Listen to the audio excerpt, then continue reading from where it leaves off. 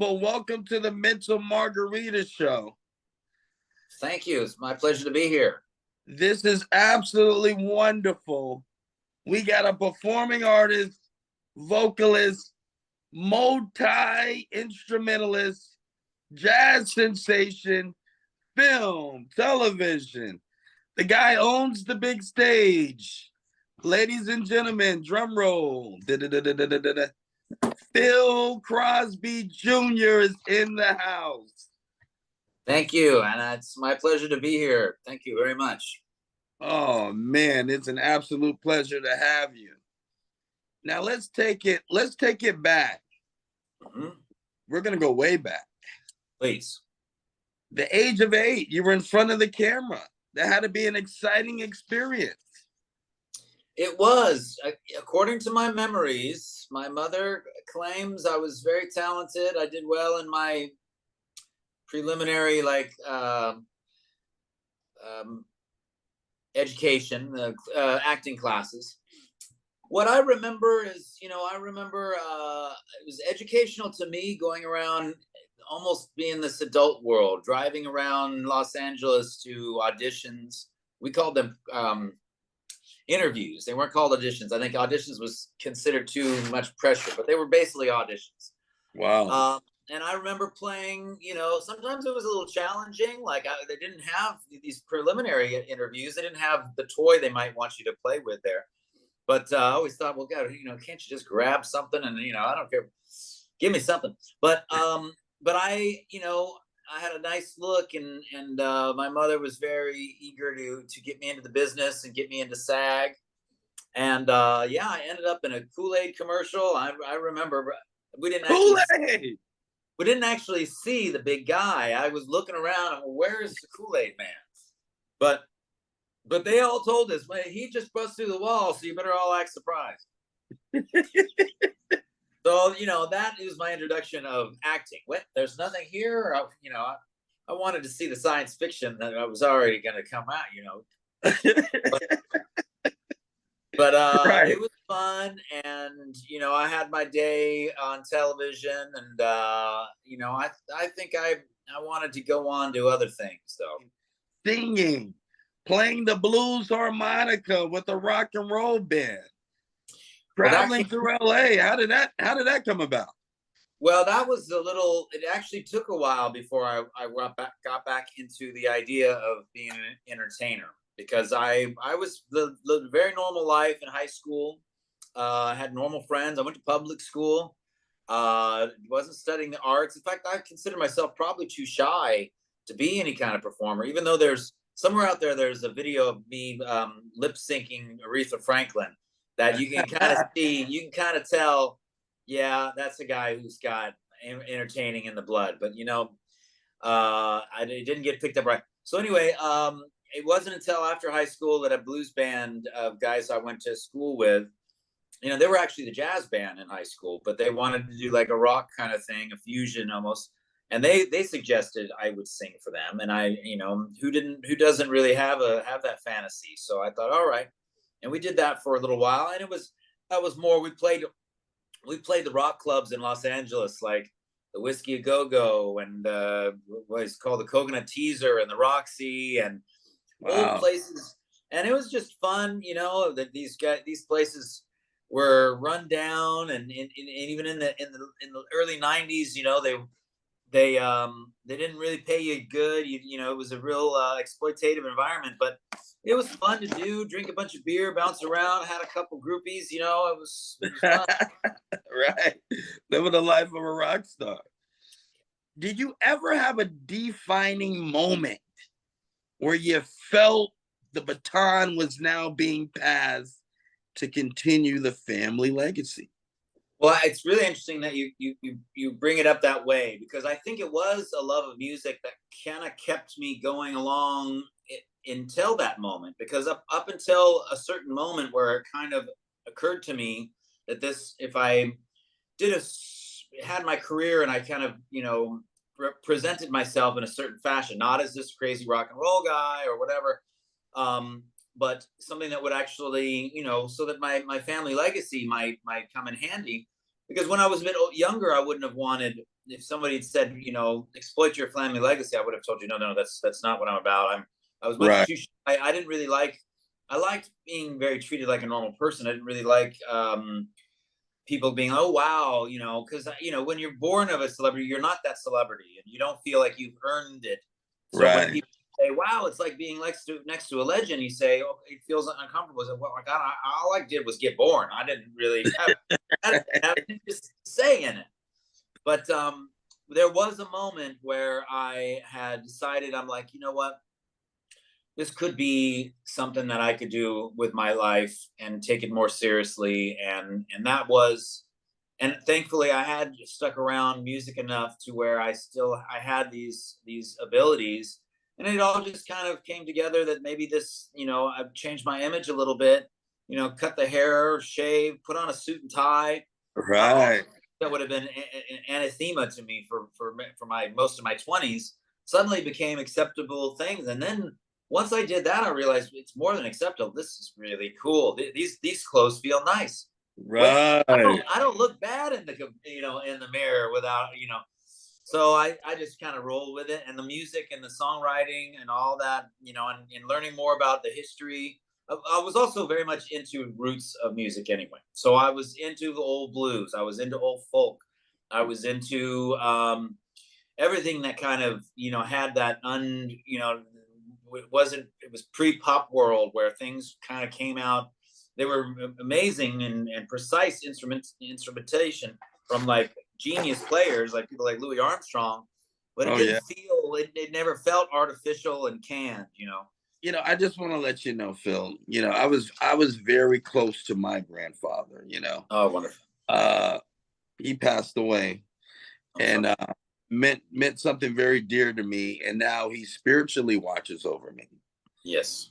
When we talk about your grandfather, the late great Bing Crosby, and we're talking about a Hollywood icon here. We're talking about Academy Award winner here.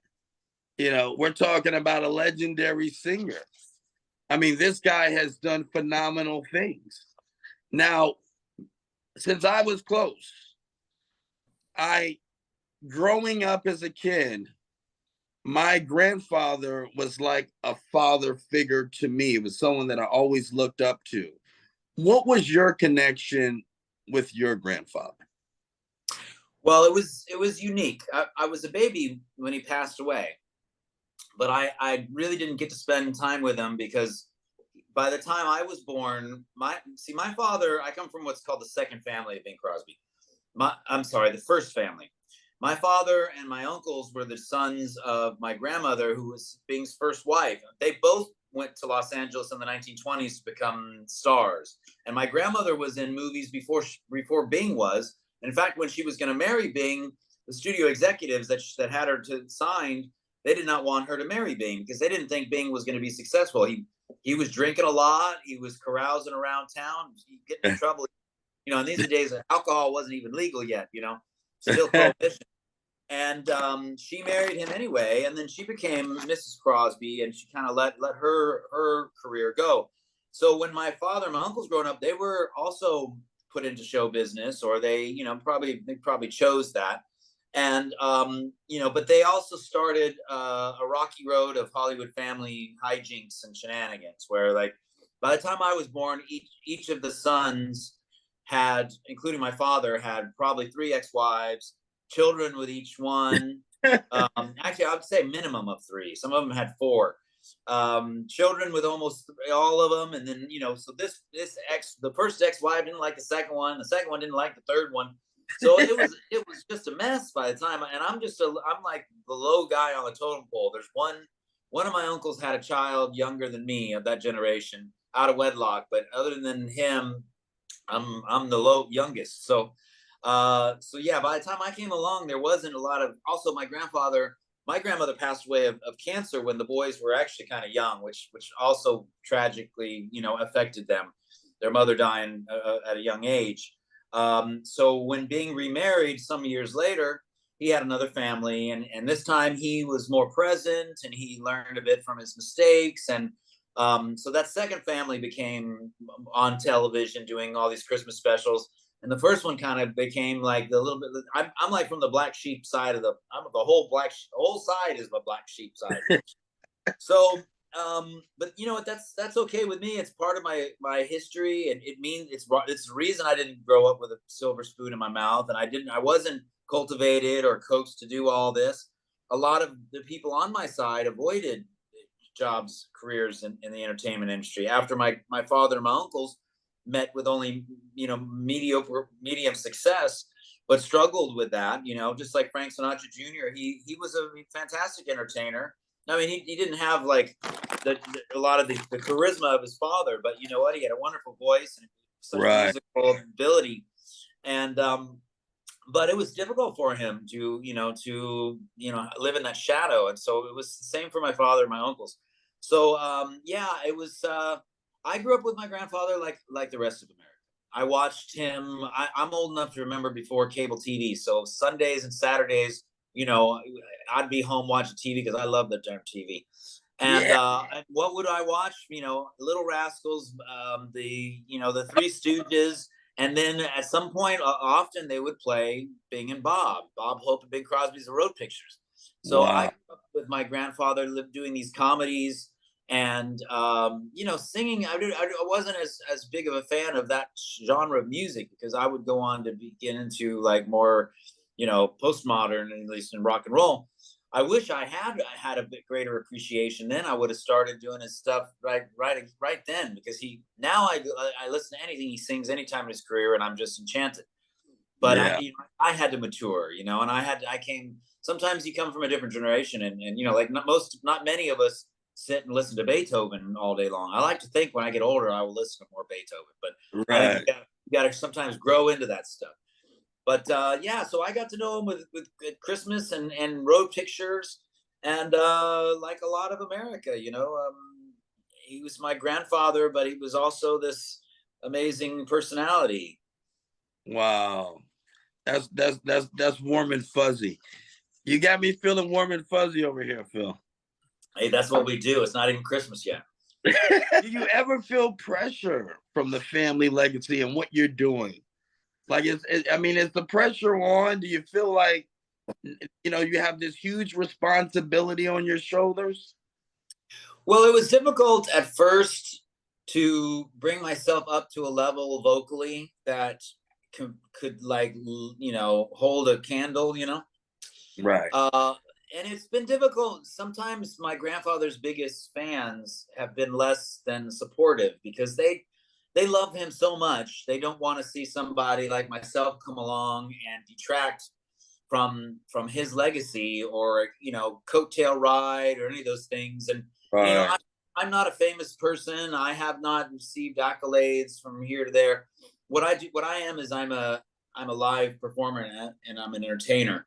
And when I first started, I wasn't going to do Bing songs. I wasn't going to do Christmas songs. I was going to do jazz standards, and I wanted to be just like anybody else. Didn't matter what my name was. If jazz standards is a legitimate art form for singers. And I wasn't going to try to, I didn't really want to be a big scat person. I wasn't trying to get jazz. I wanted to do, like a crooner. I wanted to be a crooner. And, so in a way I was following my grandfather's footsteps, but not so much that I was, didn't want to step on his toes. But so being compared to him was challenging, especially by people that were probably not really going to like me no matter what I sounded like. What I found is the longer I put into it and the better I got at singing. And what it really took was, I had to get to such a level so that when people hear me, they respect what I'm doing because they see that I'm a legitimate, vocal talent. Right. And I'm not my grandfather. I'm not trying to be my grandfather. I may sing of his songs and I may use some of his techniques. I'm greatly inspired by him, but nobody really, my own experience and personality filters through me. So I'm just like, I go work at vintage clubs and I put on a vintage suit and I sing these songs. And I'm a purist in the sense that I won't try to modernize or update these numbers. But because of who I am in my generation, it just naturally there's a style that comes out that's influenced by Jimi Hendrix and Bob Dylan and all these other bands, because that's deep in, that's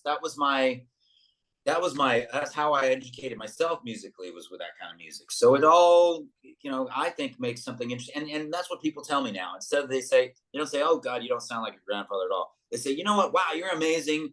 You don't sound like a bang, but that's great. You have your own sound, and we love that. So Yeah. And you know what? That's important as an artist, is yeah, when you're able to go through that evolutionary process and just kind of find your own way, that's and exactly it is in everything, especially in the jazz world. yeah, and how important is it for you to keep the tradition alive as a jazz crooner? How important is that for you? I love it. I love to be able to turn people on. I mean, I'm a history buff, so it stimulates me to think about things. Why were the musicians that worked? Because one of the first people I loved was Billie Holiday and her band, and the way they played those songs. And then the very first jazz musicians I found to work with, I said, let's do this. And then I'd bring the music and they'd play it, and that doesn't sound anything like Billie Holiday's band. Why Right. can't you guys? Why can't you sound like that? And it took years before I found niche players who really understood, uh not it's how to have like a 30 sound or a 20 sound, and how it's different, instead of, a lot of these guys, they're musically, they're coming out of colleges, and they're into like modern jazz, and so they're not going to play in the same style. So what I love is being able to explore, and what made these guys didn't go to Berkeley College of Music.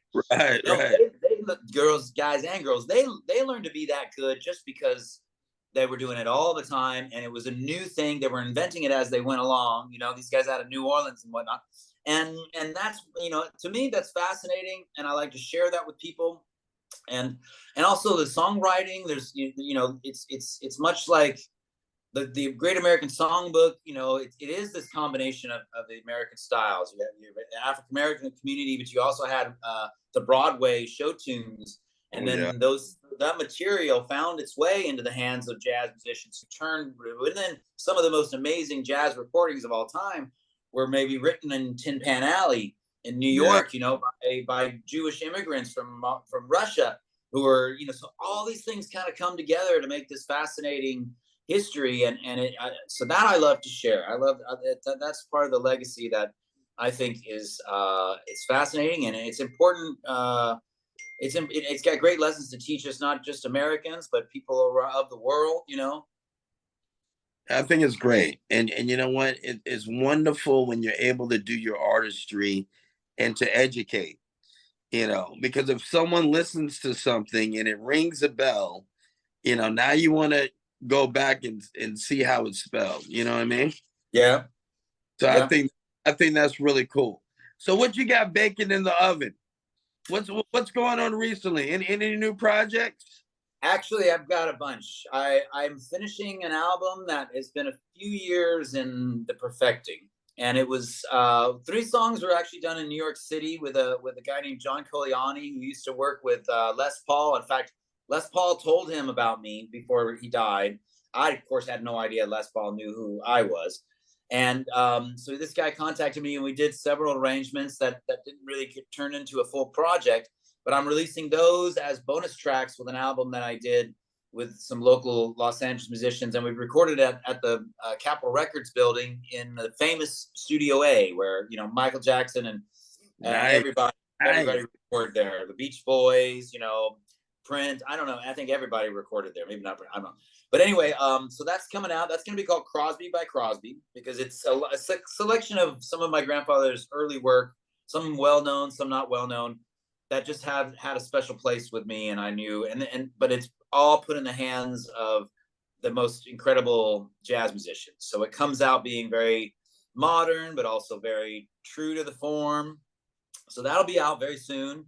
I'm gonna Next month we're shooting a music video for song "Pennies from Heaven." And beyond that, tomorrow night I got a live burlesque and jazz cabaret show in downtown LA. And after that, I'm going to start a weekly Jamaican food and dinner theater show in Hollywood. Hey, That's hey, gonna be pretty. come Yeah, on. that's gonna be great. Jamaican grinds, and we'll have a little bit of reggae at dance. We'll have a dance night. I mean, a dance after I do. I'll do a couple like dinner theater where I'll sing and croon and talk about jazz a little bit, and then the reggae starts, and we all get then we get really crazy. Yeah, So really. that'll be every Sunday at a club called Los Globos on Sunset Boulevard in Silver Lake, which is our cool part of Hollywood. And other than that, I'm also starting up a workshop that again it'll be for LA people, but we'll get together and I teach a little bit of what we call cabaret, which is just the singer and a piano player. I mean, we may bring in a jazz combo, but it's how to do what I do, which is connect with a musician, connect with an audience, bring you to the interpretation of a song, and just get familiar and get comfortable with because that's the thing.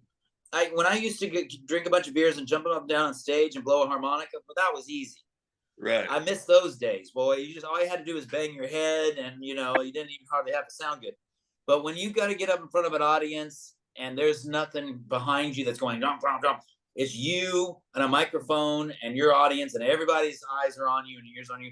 That is a true test of an entertainer, and that's what I want to pass on. So that's going to be called the Crooner Academy, Bill Crosby's Crooner Academy. Nice. That's fantastic. And you know what? Having that kind of performance, showing the vulnerability, having the intimacy with the audience, creating that kinetic energy. I mean, it really is a treat when you're able to do that. It's a blessing, and people, you'll be amazed how much support you get from people, because when you step out in front of an audience, yes, there's people that are going to be like, oh gosh, I can sing better than that, or but you've got more people are going to be, wow, they live vicariously through you, because we all want to live braver, more courageous lives and get out there. We all want to be a bit more extroverted, a little bit more, but we don't always get an opportunity to. And when we see somebody take that opportunity and put themselves make themselves vulnerable in front of an audience, we do root for them, and that's one of the things that's wonderful about to learn is no matter what insecurities you've got, it is nice to have a room full of people that will support you because they know you're doing something brave. It's a wonderful experience. It really is. And this has been a wonderful experience as well. Now, if someone wants to follow you or reach you, give me the 411. I put a lot of stuff on Instagram. Instagram is like my favorite little place now, and that's my Instagram is Crosby Crooner, CROSBY CROONER. I still got a couple spaces on my Facebook, but otherwise, Phil Crosby Jr. With just the JR is my fan page, and Phil Crosby Jr. is also my friend page. The website is Phil Crosby Jr. at philcrosbyjr.com, and people can always send me an email, philcrosbyjr@gmail. All right. And I love that website, by the way. Thank you. You guys got to check out the website. It's really nice. Well, Phil Crosby Jr., it's an absolute honor once again.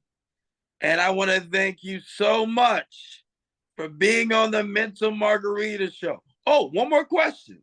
Yeah. Besides the crooning, when you're just sitting back, relaxing, what is your mental margarita? What is your escape? Ooh, I lately have been playing my guitar. I used to be my ukulele. My mental margarita, of course that can be challenging. It can be frustrating as much as anything else. But I love a good book. I got a few different mental margaritas. Yoga. I like a yoga session. But you know what? I'm a guy who I love a good conversation with a good friend like we've had here tonight. Oh man. Thank you, Slykat. Hey, it's an absolute pleasure, man. You have a good night. Oh, and we look forward to collaborating in the future, my brother. And are you Tennessee? Are you from Tennessee? No, actually, Okay. my originally.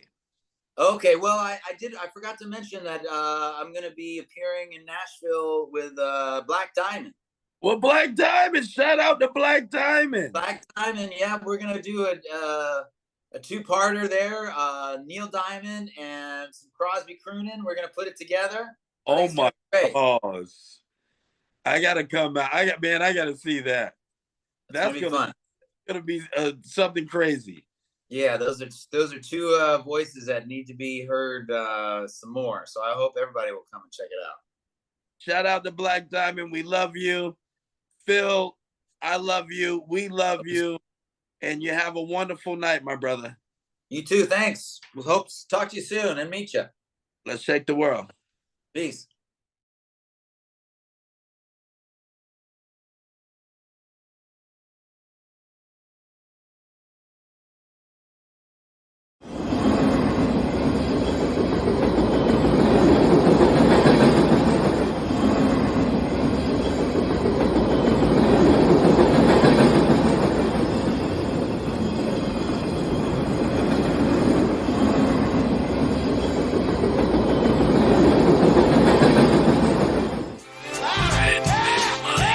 Starstruck, here's a sprinkle of the stardust. Hold your champagne glass and your cigars up.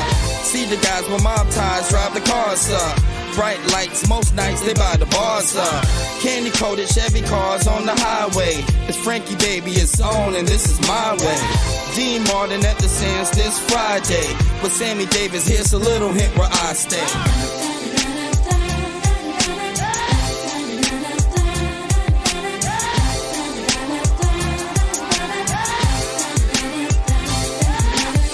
The city shines like Liberace's mansion. And you know Elvis had the whole city dancing. Showgirl silhouette steady prancing. Shout out to June, just the Copa Girls anthem.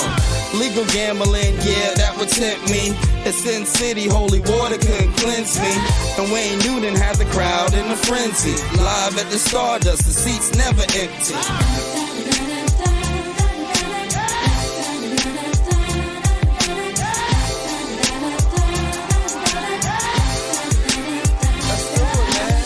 Now if you having a good time in Las Vegas, at the count of 3, I want to hear you scream, Viva Las Vegas. Ready?